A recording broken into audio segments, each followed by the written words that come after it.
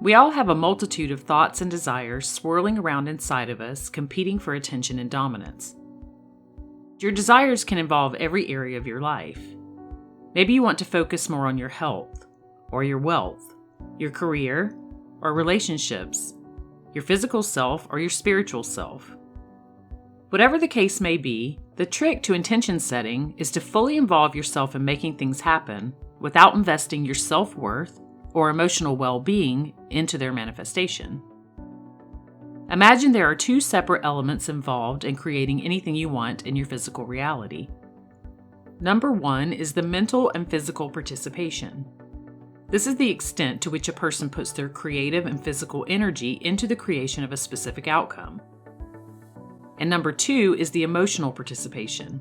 This is the extent to which a person puts their happiness, self-worth, and well-being on the line in the pursuit of a specific outcome.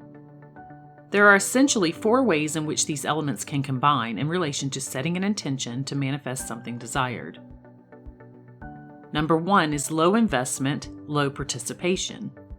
This is when a person doesn't particularly care what happens, and they're doing pretty much nothing to influence the outcome in any way. Because of this, it's an extremely low stress and relatively easy way to be. However, the downside is that they may miss out on both the fun of deliberate creation and the potential impact they could be having on their own life and the lives of others. Number 2 is high investment, low participation. This is when a person cares too much and does too little. There will be a lack of any necessary action that is often due to learned helplessness and emotional paralysis.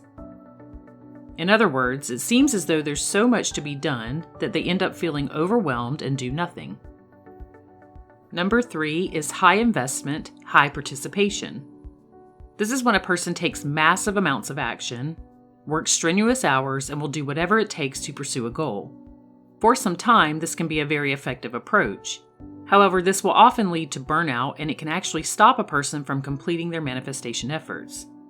This can also produce a fear of attempting to create something new in the future because of perceived failure. And number 4 is low investment with high participation. This approach is most ideal because it involves 2 ways to lower your level of emotional investment in an outcome.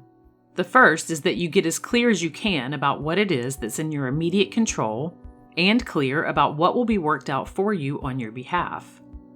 And the second is really seeing that you will be okay regardless of the outcome. In other words, your ultimate happiness and well-being aren't at stake if your manifestation doesn't show up. You still put in the mental and physical participation necessary to line yourself up with what you want, but you don't let yourself become emotionally overwhelmed with the outcome. Here's an example. You can create a chart with 5 sections. The first section is My Manifestation Priority. What is it that you're creating? For this example, we'll use more time to spend with my family. The second section on the chart would be your mental participation that you're going to engage in to create this. For example, going back to the creation of spending more time with my family, you might write something like, I can use meditation and visualization to relax and imagine spending more time with them. The third section on the chart would be your physical participation that you're going to engage in to create this manifestation. Keeping in line with this example of creation, you could write something like, I will find ways to clear parts of my schedule so that I'm able to do this.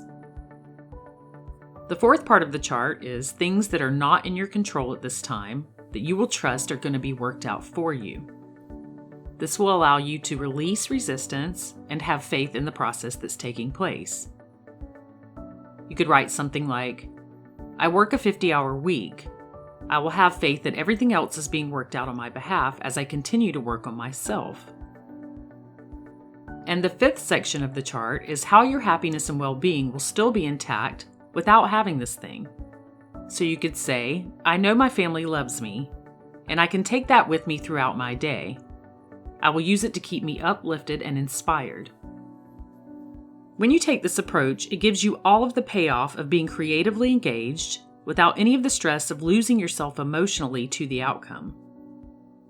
And by letting go of trying to control everything around you, what other people do and how things will ultimately turn out, you ironically increase your influence and the probability of getting what you want.